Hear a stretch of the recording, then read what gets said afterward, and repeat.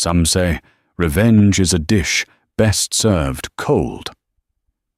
For Serafina Hayes, it wasn't about revenge. It was about acknowledgement. For 5 years, she had been a ghost, erased from the life of the man she married, the father of her children. Now, standing in the cold, marbled hall of the surrogate's court, holding the small hands of her 5-year-old twins, she was facing his other life. The glamorous Mistress, Victoria Croft, dripped in diamonds and disdain. The greedy brother Edward circled like a vulture. They expected to inherit an empire. They looked at Serafina and her children as a final, pathetic nuisance to be swatted away. They had no idea the dead can still speak, and that Richard Blackwood's final words were not a whisper, but a thunderclap that would shatter their world. The envelope felt alien in Serafina Hayes's hands. Its thick, cream-colored cardstock was a relic from a life she no longer lived, a life of corporate dinners and charity galas. Now her hands were more accustomed to the rough texture of dish sponges and the thin paper of overdue bills. The return address was that of a prestigious Manhattan law firm, Sterling Finch and Associates.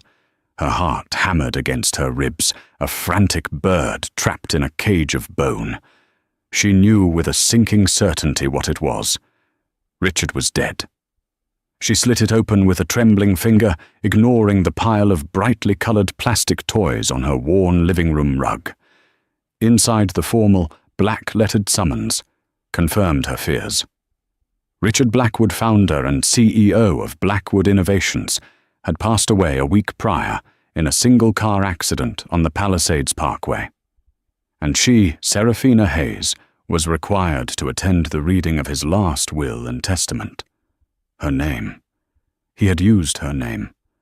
Not Serafina Blackwood, the name she had proudly taken and later quietly shed, but Serafina Hayes, the name of the woman she had been forced to become again. A single mother of twins, a waitress at a diner in Queens, a ghost haunting the edges of a billionaire's gilded life. 5 years. It had been 5 years since she had last seen him in person. The memory was seared into her mind like a brand. She was 3 months pregnant, her belly just beginning to show the gentle swell of the new life, the lives within her. He had come home to their brownstone, his face a mask of cold resolution she had never seen before. He told her about Victoria Croft, a younger, more ambitious woman who better fit the new life his exploding tech fortune afforded him. "It's over, Sarah," he'd said, his voice devoid of the warmth she had once cherished. "She understands my world. This domestic life. It's not for me anymore. Not now." She had begged. She had pleaded. She had told him about the baby. He had simply stared at the space above her head. "I'll have my lawyer arrange a settlement," was his only reply. "Be reasonable. Don't make this messy." The settlement came. A one-time payment that felt more like hush money than support.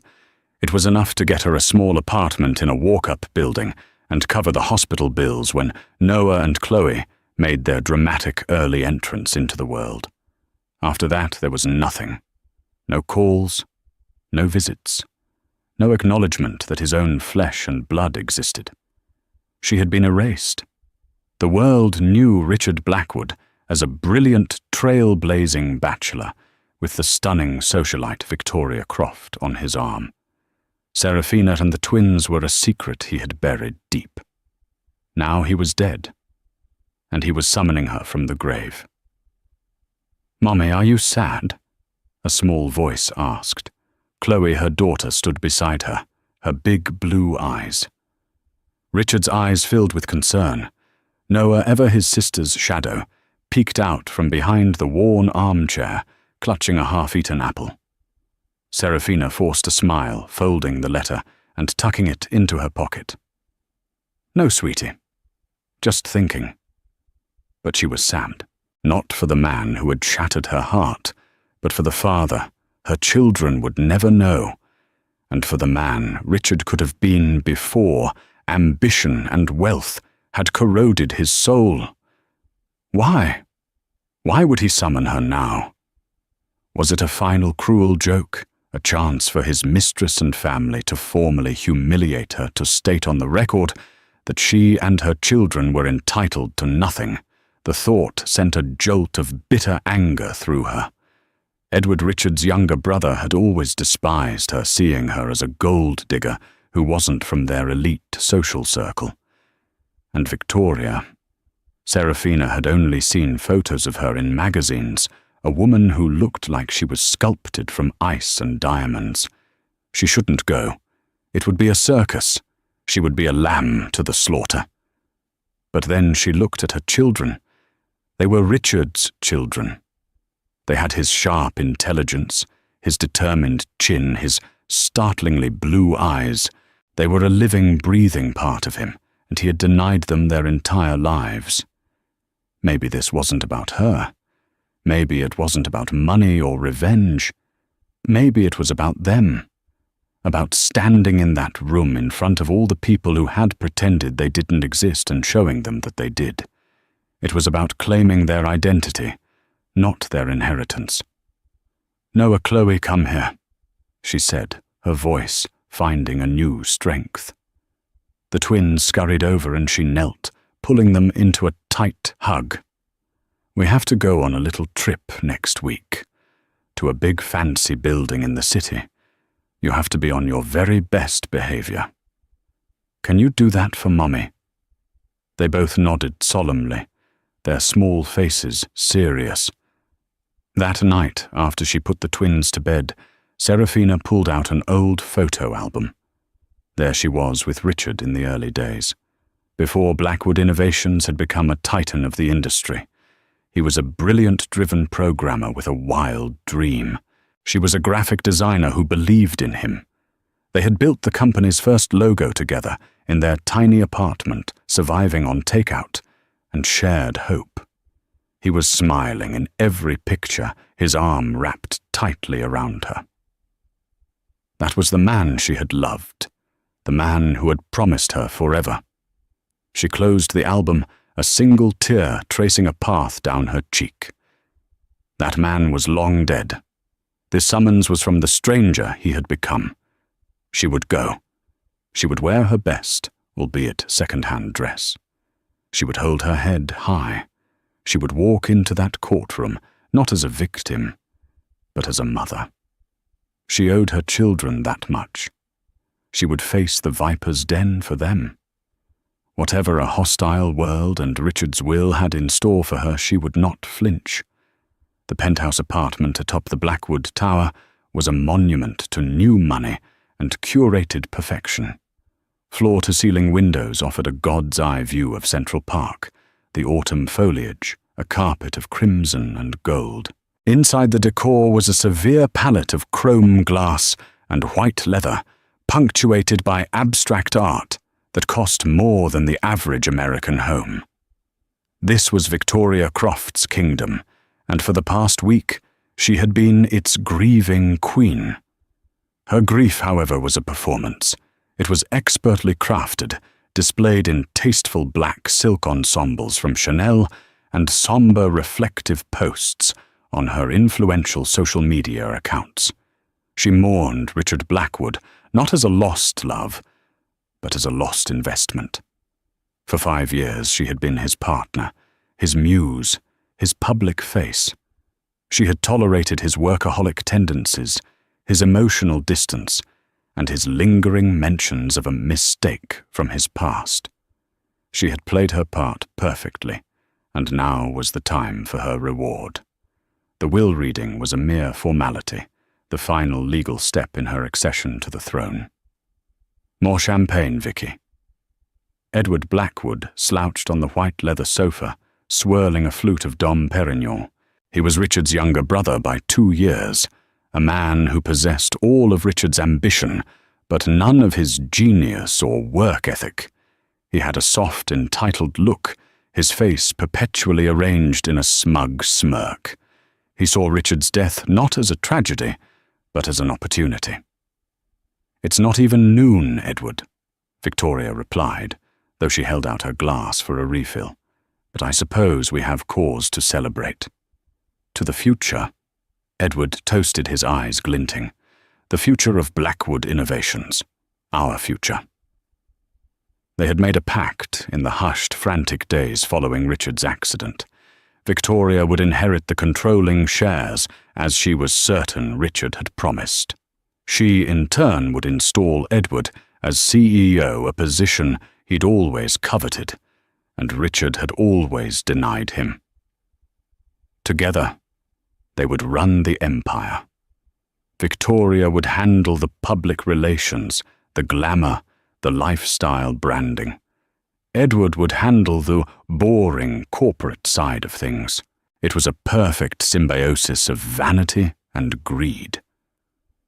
"I still can't believe Walter Sterling insisted on a formal reading at the courthouse," Victoria complained, dabbing her lips with a napkin.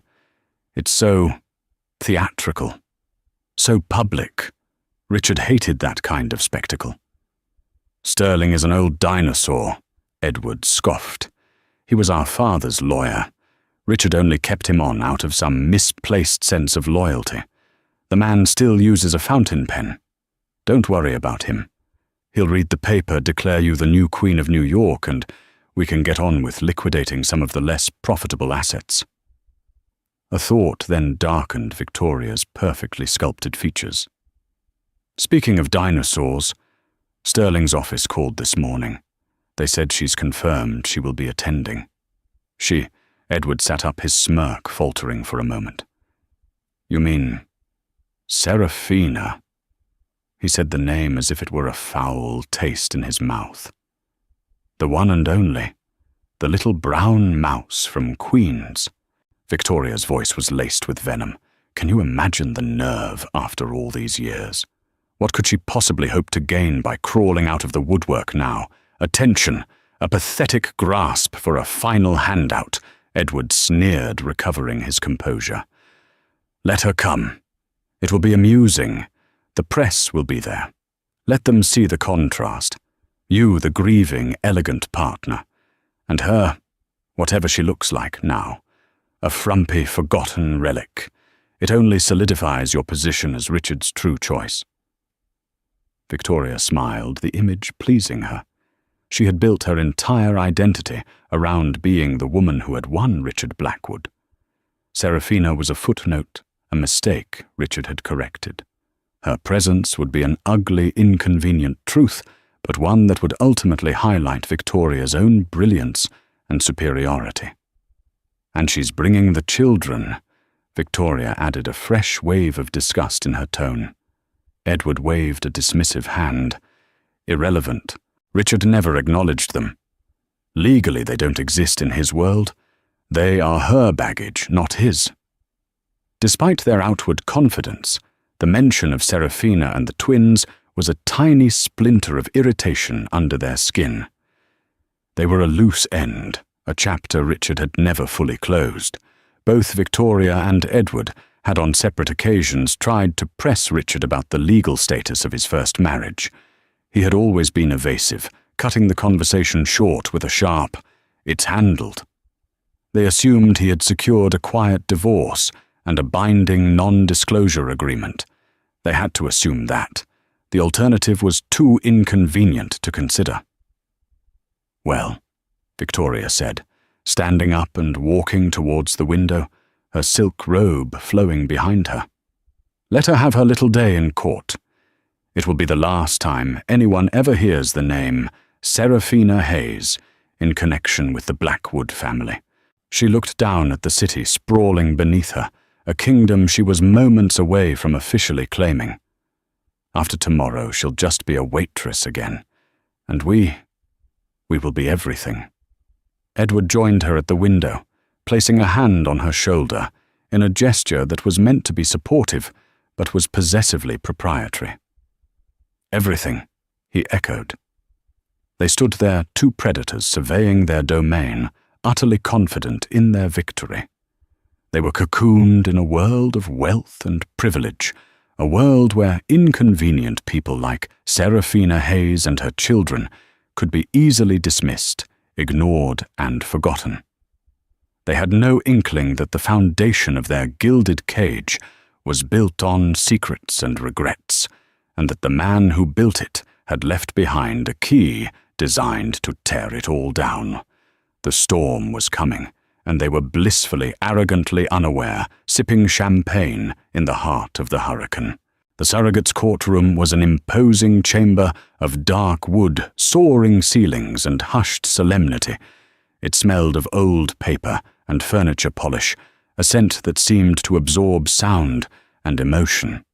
For Serafina, it felt like a cathedral dedicated to endings. She sat on a hard wooden bench, her back ramrod straight. Noah was on her right, Chloe on her left, their small legs dangling far above the floor. She had dressed them in their nicest clothes, a small collared shirt for Noah, a simple blue dress for Chloe, both purchased from a consignment shop. She wore a modest navy blue dress, the only one she owned, that didn't have a small stain or a frayed hem. Compared to Victoria Croft, she felt like a sparrow next to a bird of paradise. Victoria sat across the aisle, a vision in a tailored black dress that probably cost more than Serafina's monthly rent. Beside her, Edward Blackwood looked impatient, repeatedly checking his Patek Philippe watch. They had a small entourage of lawyers with them, whispering and shuffling papers. When Serafina had walked in, Victoria's eyes had swept over her and the children with a flicker of utter contempt, before dismissing them completely. Edward had offered a small, cruel smirk. They looked through her, not at her. It was the same painful invisibility she had endured for 5 years now performed live in a courtroom. At the front of the room, a stern-faced woman in judicial robes, Judge Albright took her seat. Beside her sat an elderly man with a shock of white hair and a kind but weary face. This was Walter Sterling, the executor of Richard's estate. He gave Serafina a brief, unreadable glance before adjusting his spectacles and opening a thick, leather-bound portfolio. "We are gathered for the reading of the last will and testament of Mr. Richard Blackwood." Judge Albright announced, her voice echoing slightly in the cavernous room. "Mr. Sterling, you may proceed." Walter Sterling cleared his throat. "Thank you, Your Honor." He looked out over the small assembly. "This document was prepared by me under the direct instruction of Mr. Blackwood and signed by him 6 months prior to his passing. It is his final and definitive statement of his wishes." He began with the preamble, the formal legal language washing over the room. Serafina held her children's hands tighter. Noah was starting to squirm. Chloe was watching the judge with wide, curious eyes. The first bequests were minor and expected. A generous donation to his alma mater, MIT. Another to a foundation promoting STEM education for underprivileged youth. Victoria nodded approvingly at this, as if taking credit for Richard's philanthropy. Edward rolled his eyes, impatient to get to the real money. Then came personal effects. "To my dear friend, Dr. Alan Chen, I leave my collection of vintage watches in gratitude for 20 years of friendship and spirited debate." Sterling read. A man in the back of the courtroom nodded sadly. Serafina felt a pang of nostalgia. She remembered when Richard bought the first of those watches, a vintage Omega, after they sold their first piece of software. They had celebrated with pizza on the floor of their apartment because they hadn't bought a table yet. It felt like a memory from someone else's life.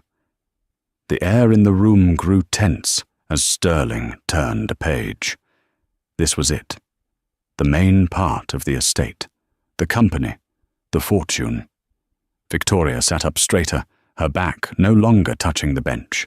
She subtly smoothed her dress, a gesture of preparation, like an actress waiting for her cue. Edward leaned forward, his boredom replaced by a sharp, hungry anticipation. Serafina braced herself. She expected her name to be absent, for this to be the final confirmation of her erasure.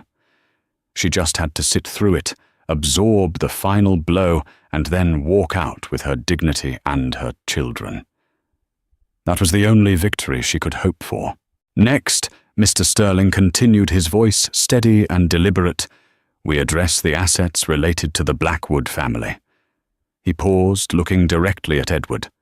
The room was silent, save for the rustle of paper. Victoria held her breath, a faint, triumphant smile playing on her lips.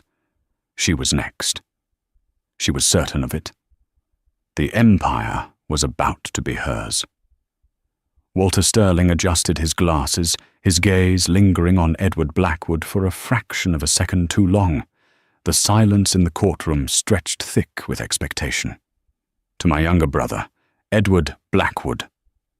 Sterling read his voice, flat and devoid of emotion.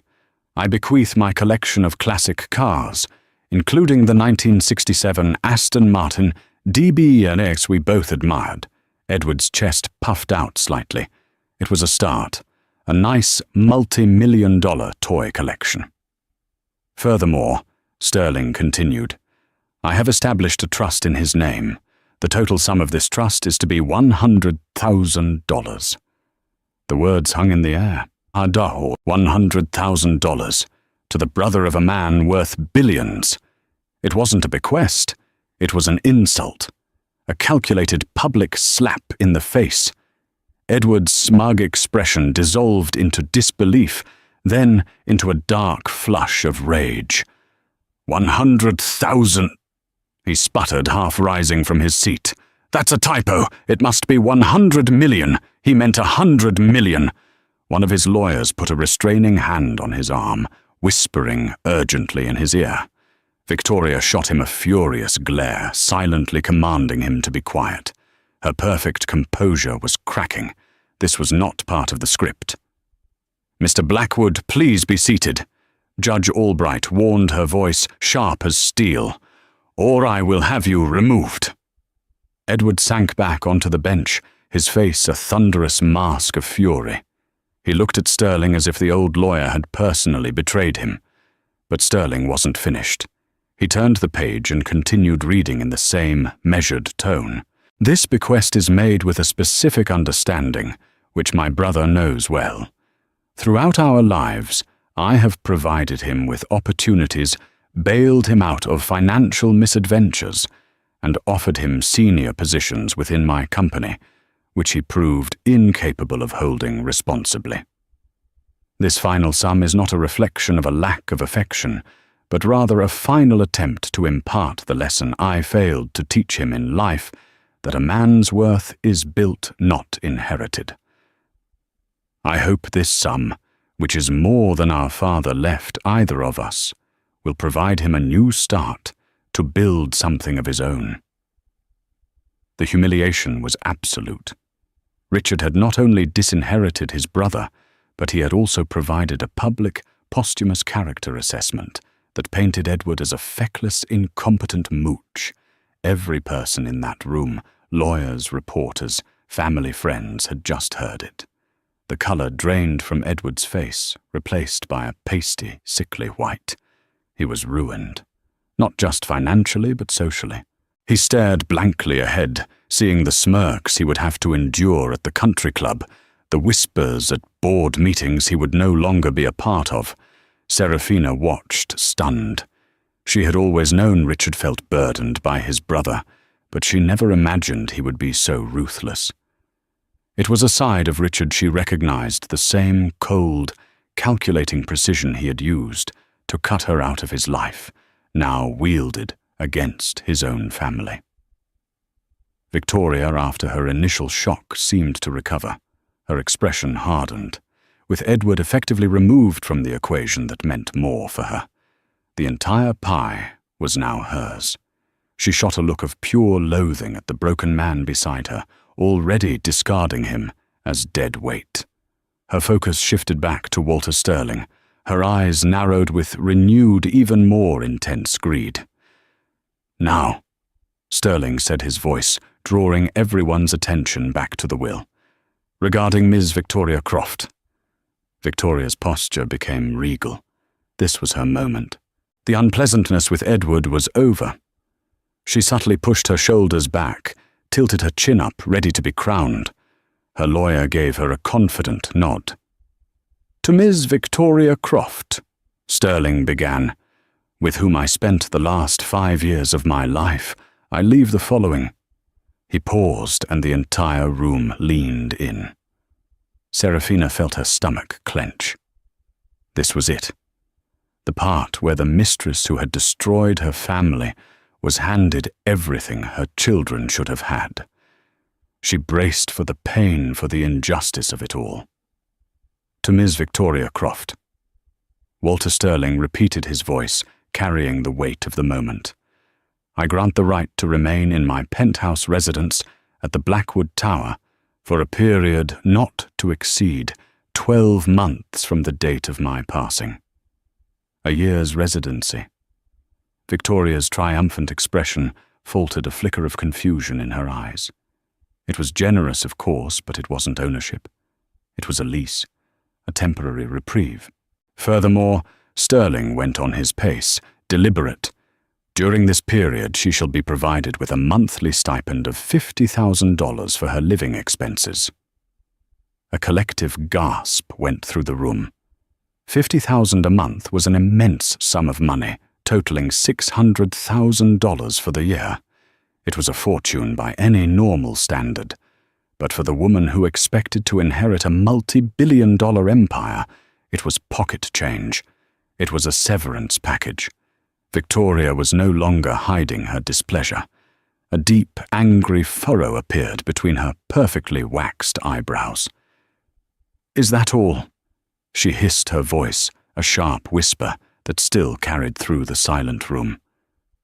"What about the company, the shares he promised me?" "If you would allow me to continue, Miss Croft," Sterling said coolly, not looking up from the document. "These bequests, the residence and the stipend, are contingent upon one single non-negotiable condition." The word condition hung in the air like a guillotine. "Ms. Croft must willingly submit to a full independent forensic audit of all her financial accounts, assets, and communications dating back 5 years. Sterling read, "The purpose of this audit, to be conducted by a firm appointed by the executor of my estate, is to verify that no undue influence, manipulation, or coercion was exerted upon me for financial gain at any point during our relationship." Victoria's face went white. All the color drained from her cheeks, leaving behind a ghastly pallor that stood in stark contrast to her vibrant makeup. "What kind of joke is this?" she demanded, her voice rising in panic. "An audit? That's an outrageous invasion of my privacy. Richard would never—" "He did." Sterling interrupted, his voice firm. He turned a page and continued reading Richard's words. "I make this stipulation with a heavy heart. I came to realize in my final months that my relationship with Miss Croft was not one of equal partnership, but one of transactional convenience, a reality I was too proud and too lonely to admit. I fear her counsel was often guided by avarice rather than affection." Sterling paused, then delivered the final devastating blow. "To aid the auditors, I have submitted a sealed digital file to my executor. This file contains a full recording from a security camera, time-stamped 3 months ago, of a conversation in my home office. During this conversation, Ms. Croft details her demands for a controlling interest in Blackwood Innovations in exchange for her continued companionship, and threatens to fabricate a damaging story to the press should I refuse." A wave of shocked murmurs swept the courtroom. Judge Albright banged her gavel once sharply. Silence. Victoria looked as if she had been struck by lightning. She was hyperventilating, her eyes darting around the room like a trapped animal.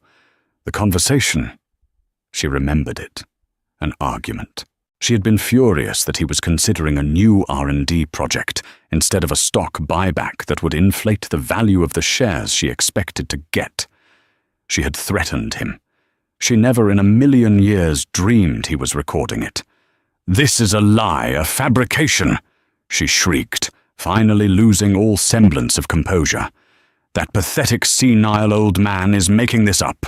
Richard loved me. He would never do this to me. The digital file in question was delivered to this court yesterday. Miss Croft, Judge Albright, said, her voice cold and impassive. Its existence has been verified." Victoria stared at the judge, then at Sterling, her mind racing. An audit would ruin her. It would expose not just her manipulation of Richard, but other, less savory financial dealings she had engaged in over the years. The recording was a nail in her coffin. She was trapped. Sterling looked directly at her. "The will is quite clear, Miss Croft. Should you refuse the audit or contest this clause in any way, the bequests of the residents and the stipend are immediately rendered null and void. In that event, you will receive nothing. Absolutely nothing." Her entire future was collapsing in on her. The penthouse, the money, the status, all of it was tied to a condition she could never meet.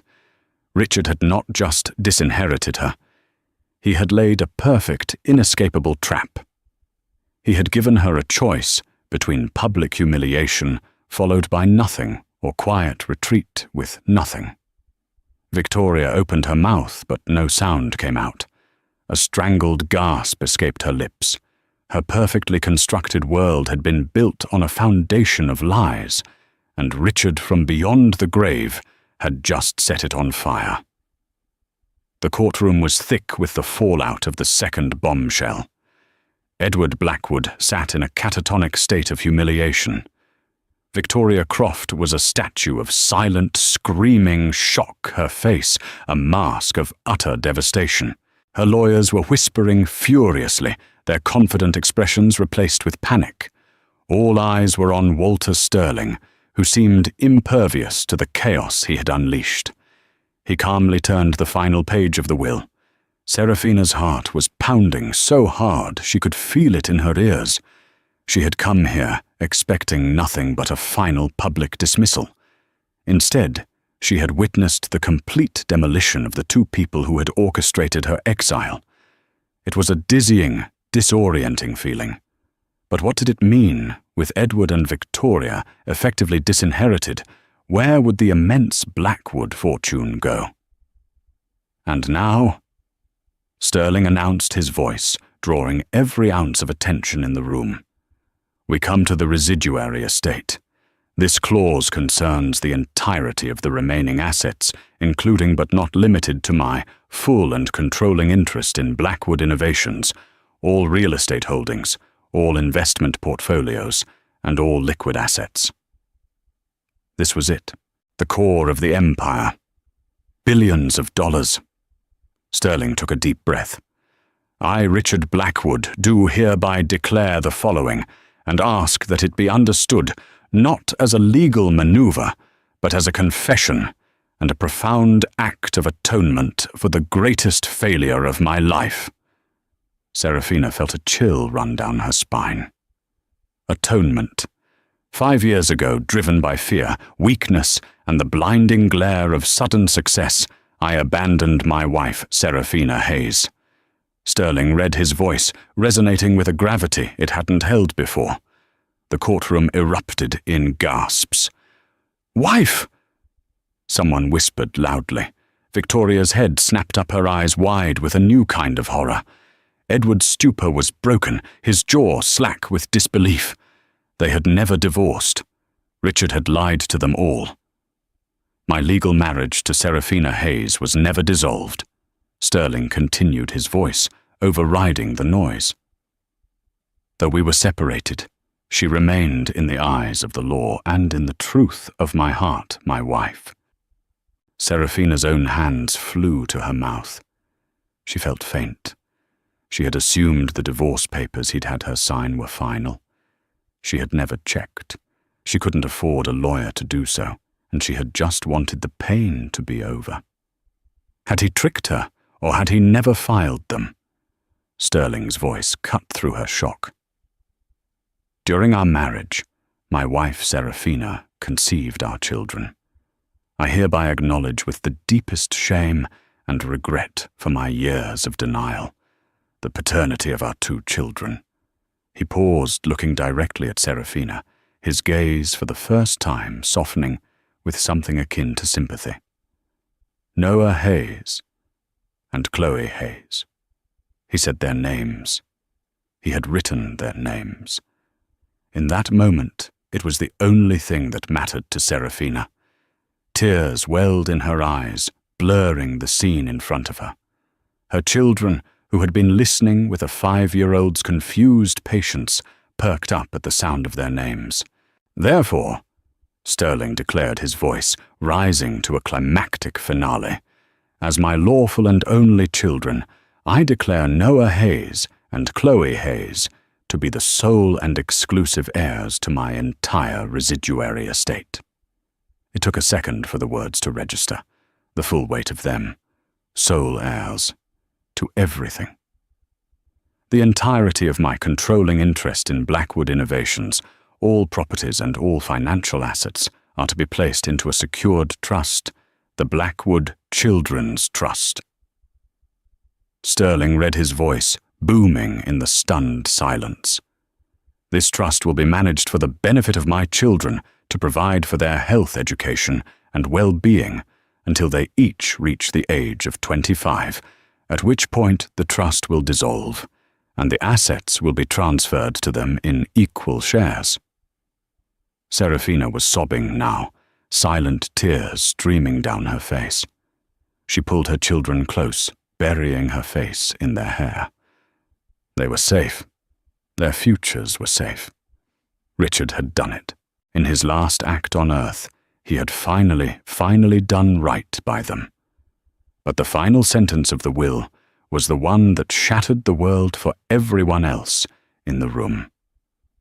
As the legal guardian of my children, Sterling read his eyes fixed on Seraphina, I hereby appoint their mother and my wife, Seraphina Hayes, as the sole trustee of the Blackwood Children's Trust. She will be granted full authority over the trust's management, including full voting rights for all shares within Blackwood Innovations, and complete discretion over the administration of all assets contained within effective immediately. Sole trustee, full authority, full voting rights.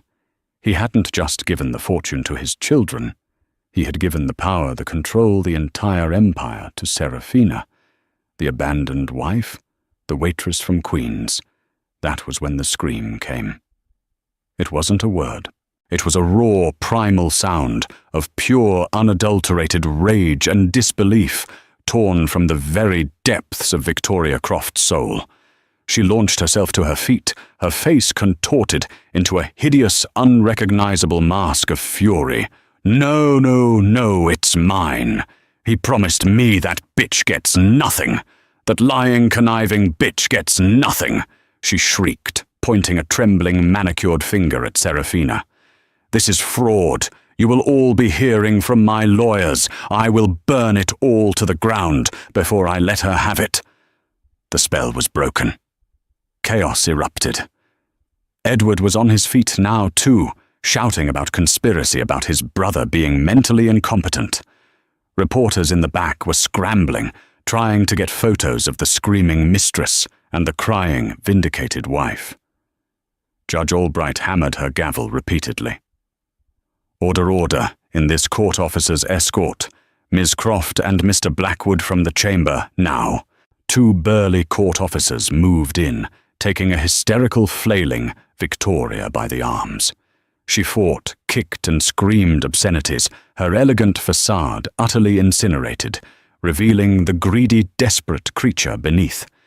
Edward, looking utterly defeated, allowed himself to be led out without a fight. And through it all, Seraphina sat holding her 2 children, the true heirs, as the world they had been denied came crashing down around them, finally remaking itself in their favor. The chaotic echoes of Victoria's screams and Edward's sputtered threats slowly faded as the heavy courtroom doors swung shut behind them. A profound silence descended, broken only by Seraphina's quiet, cathartic sobs and the gentle rustling of Mr. Sterling's papers as he placed the will back into its portfolio. Seraphina felt a hand on her shoulder. It was her lawyer, Mr. Harrison Finch, a kind public interest attorney she'd found through a legal aid society who had agreed to represent her for a nominal fee. His face, usually etched with weary concern, was split by a grin of absolute astonishment. "Seraphina!" He breathed, his voice filled with awe. "He did it!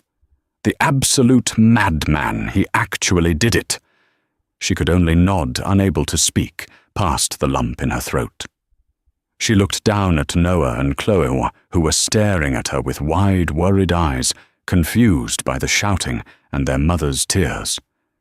She wiped her face with the back of her hand and gave them a wobbly, watery smile. "It's okay, my loves," she whispered, her voice thick with emotion. "They're happy tears. Everything is going to be okay now." Judge Albright looked down from her bench, her stern expression softening for the first time that day. "Mrs. Blackwood," she said, her use of the name, a quiet validation that sent a fresh wave of tears down Seraphina's cheeks. "The court recognizes the validity of this will. The probate process will proceed as dictated. My sincerest condolences on your loss and congratulations on your future. This court is adjourned." With a final rap of her gavel, she was gone. The room began to empty, but Seraphina remained seated, feeling as though her legs wouldn't support her. She was a trustee. She had voting rights. She, Seraphina Hayes, the woman who had to choose between paying the electric bill and buying new shoes for her son last month, was now in control of a global technology corporation. The sheer absurdity of it was overwhelming. Walter Sterling approached their bench, his footsteps slow and deliberate on the marble floor. He stopped before them, his old eyes looking not at Seraphina, but at the twins. A faint, sad smile touched his lips. "He had your pictures on his desk," Sterling said, his voice softer now. "The private one in his study at the estate, not the office at the tower. He would look at them when he thought no one was around. He saw you, Mrs. Blackwood, even when you thought he didn't." He reached into his breast pocket and pulled out a simple, sealed, white envelope. It was not the thick, intimidating cardstock of the legal summons, but plain personal stationery. Her name was written on the front in Richard's familiar, sharp handwriting. "He asked me to give this to you personally after the reading was complete. He said you would understand everything after reading it." Seraphina took the letter, her fingers trembling. This was more terrifying and more important than the will. The will was about money and power. This was about the truth. "Thank you, Mr. Sterling," she managed to say, "for everything." "I was only fulfilling my client's final wishes," the old lawyer said, giving a slight bow. "He was a complicated man, brilliant and deeply flawed. In the end, I believe he tried to be a good one. My firm will be in touch to begin the transfer of power. There is much to do." He gave one last, poignant look at the children. "They are fine children. He would have been proud." With that, he turned and walked away, leaving Seraphina, her lawyer, and her two bewildered children alone in the grand, empty courtroom. Later that evening, long after Mr. Finch had escorted them home in a taxi, insisting he pay, and after she had tucked a very confused but happy Noah and Chloe into bed, Seraphina sat in her small, quiet living room. The apartment suddenly felt different. The peeling paint on the window frame, the persistent drip of the kitchen faucet, the threadbare patch on the rug, they were no longer symbols of her struggle, but artifacts of a life she was about to leave behind. With trembling hands, she opened Richard's letter. "My dearest Sarah," it began.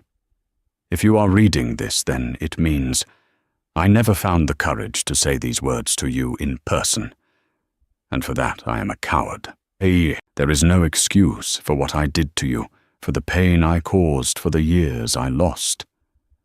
I was a fool, blinded by money and fame, and the hollow praise of hollow people. I let men like my brother and women like Victoria convince me that you were a weight, holding me down, when all along you were my anchor. I never filed the divorce papers, Sarah. I told myself it was a legal strategy to avoid splitting the company. But the truth is, I couldn't do it. I couldn't fully sever the one real and good thing in my life. It was my one secret act of defiance against the man I had become. I saw the pictures you posted on a private social media account a friend showed me. I saw my son, my daughter. They are beautiful. They are perfect. And I have been a ghost in their lives. The shame of that is a weight I can no longer carry. This letter. It is a clumsy, inadequate attempt to fix what I broke. I cannot give you back the lost years or undo the heartache, but I can give you and our children a future. I can give you security, and I can give you the power to protect them from the vipers who would have torn it all apart. Don't be afraid of it, Sarah. You were there at the beginning. You believed in Blackwood Innovations when it was just a dream in a garage. In a way, it was always yours. Lead it, remake it, build a better world for our children. You are the smartest, strongest, most decent person I have ever known. You were always too good for me. Forgive me, or don't. You have earned that right. Just know that in the end, after all the noise and the glitter faded, my last thoughts were of you and Noah and Chloe. The family I threw away, and the family I hope, in some small way, I have finally come home to. Yours always, Richard Serafina, folded the letter, pressing it to her heart, as tears of grief, of release, of 1,000 complex emotions washed over her. It wasn't a perfect ending. It couldn't erase the years of hardship and loneliness, but it was a beginning. She walked to the window and looked out at the lights of the city across the river. For the first time in a very long time, they didn't look distant and mocking. They looked like a promise. She was no longer Serafina Hayes, the abandoned wife. She was Serafina Blackwood, the guardian of a legacy, a mother with the power to shape the world for her children. She held her head high, took a deep breath, and prepared to step into her new dawn.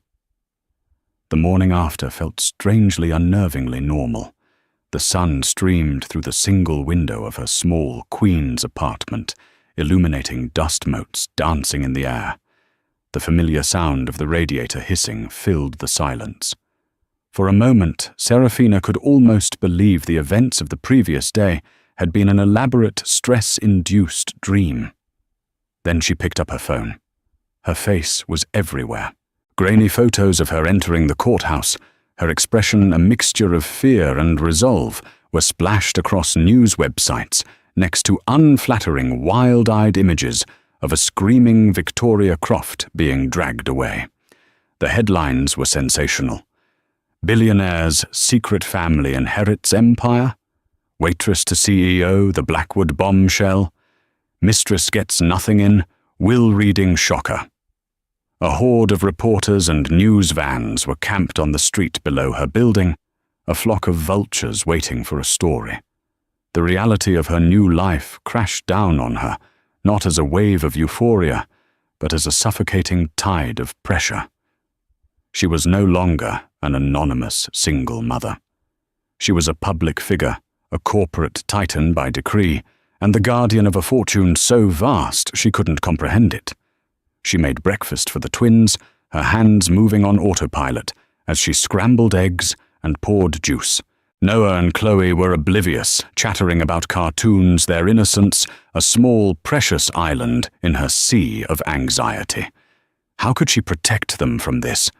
How could she, a woman whose biggest executive decision in the last 5 years was which shift to pick up at the diner, possibly run a multinational technology company, Richard's letter lay on the counter. "Don't be afraid of it, Sarah. You were always too good for me." His faith in her was a comforting warmth, but also a terrifying burden. He saw a queen in the waitress's uniform. She still just saw the waitress. Her old life intruded one last time in the form of a phone call from Maria, her manager at the diner. "Sarah, honey, are you okay? Your picture is all over the news. Is any of this real?" Maria asked, her voice a mix of concern and disbelief. "It's real, Maria," Serafina said, a surreal calmness settling over her. "Oh my God, so I guess you're not coming in for your shift this weekend." Serafina looked at the worn-out, non-slip shoes by her door. "No, Maria. I don't think I will be." After hanging up, a single hysterical laugh escaped her lips. She would never have to smell like fried onions and coffee again. Later that afternoon, a sleek black town car sent by Walter Sterling navigated the media circus and spirited her and the children away to the lawyer's downtown office. The twins were mesmerized by the car's leather seats and bottled water, their excitement a stark contrast to Serafina's churning stomach. Sterling's office was a sanctuary of calm and order. While the twins were entertained by a kind paralegal in an adjoining room, Sterling laid out the reality of the situation for Serafina. "The board of directors is in an uproar," he explained, his steepled fingers hiding none of the gravity of his words. "They are skeptical. They are already preparing a motion to suggest you appoint a proxy, an experienced hand, to manage the trust's voting shares. They mean Edward or someone like him, someone they can control. They want to take it away from me," Serafina said, the statement flat and tired. "They want to sideline you," Sterling corrected gently. "They see a grieving widow, a mother with no corporate experience. They underestimate you, which I believe is precisely what Richard was counting on." He slid a thick binder across the polished mahogany desk. "This is a top-level overview of Blackwood Innovations' current assets holdings and major projects. Richard was not a fool. He knew you would need help. He left a list of trusted advisors, people loyal to him, not to the board. Your first task is to meet with them. But your first decision is what to do about the board." The fear was a cold knot in her stomach. It would be so easy to let someone else handle it, to take the money, hide herself and her children away, and live a quiet life. But that would be betraying Richard's trust. It would be letting the vipers win. She thought of the logo she had designed all those years ago, the interlocking B and I that she had sketched on a napkin, while Richard excitedly described his vision for the future. She had been a part of this from the very beginning. "Schedule a meeting with the board for tomorrow morning, Mr. Sterling," she said, her voice shaking only slightly. "I will address them myself." The next day she walked into the boardroom at the top of the Blackwood Tower. It was a sterile, intimidating space, dominated by a monolithic black table and a panoramic view of the city. A dozen men in identical dark suits, the board of directors fell silent as she entered. Their expressions ranged from pitying to hostile. A man at the head of the table, a steely-eyed executive named Davenport, stood up. "Mrs. Blackwood," he began, his tone oozing condescension. "On behalf of the board, our deepest condolences. We understand this is an overwhelming time. We have prepared a proposal that we feel will honor Richard's wishes while ensuring the continued stability of the company. We suggest the appointment of—" "That won't be necessary, Mr. Davenport," Serafina interrupted. Her voice was quiet, but it cut through the air like a razor. Every eye locked on her. She walked to the head of the table to the empty chair that had been Richard's. I have read my husband's will. I have read his letter. And I understand his intentions perfectly. He did not leave me a suggestion. He left me a mandate. I am the sole trustee of the Blackwood Children's Trust, which makes me the majority shareholder of this company. For the foreseeable future, my voice is Richard's voice. She looked each man in the eye.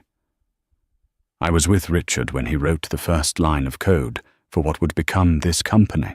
I designed the logo on our kitchen table when our only asset was a shared dream. You see a waitress. Richard saw a partner. I suggest you learn to see the same. The discussion is not if I will be leading, but how all of you will be assisting me. Am I understood? A stunned silence filled the room. Davenport's jaw was tight, but he saw the unshakable resolve in her eyes. He saw the ghost of Richard Blackwood's own stubborn determination. He gave a stiff, almost imperceptible nod. Understood. Madam Trustee? Later, Seraphina stood alone in Richard's office. It was large and modern, yet filled with personal touches, a shelf of worn science fiction paperbacks, a framed photo of his first programming team, and on the corner of his vast desk, facing his chair, was a small silver frame. In it was a photo she had posted online a year ago. Her and the twins at a pumpkin patch, all three of them laughing, their faces bright with autumn sunshine. He had been watching. He had been with them in his own secret way. The weight of the crown he had placed on her head still felt heavy, but for the first time it didn't feel like it was going to crush her. It felt like home. She sat down in his chair, the leather sighing under her weight, and picked up the phone. Her first call wasn't to a broker or a department head. It was to a real estate agent specializing in high-security family homes. The empire could wait a day. Her children's safety could not. She was a CEO, a trustee, a billionaire. But first and always, she was a mother. And her reign was just beginning. And so Seraphina Blackwood's journey took a turn no one could have predicted. She walked out of that courtroom not with revenge in her heart, but with justice for her children held firmly in her hands. The story of the abandoned wife who inherited an empire became a legend, a testament to the fact that truth and integrity can be the most powerful weapons of all. Victoria and Edward faded into obscurity footnotes in a story that was now Seraphina's to write. Her path wouldn't be easy. She had a corporate empire to command and 2 children to raise. But for the first time in 5 long years, her future wasn't a struggle for survival, but a landscape of endless possibility. What did you think of this incredible story of justice and vindication? Do you believe Richard's final act was enough to atone for his past?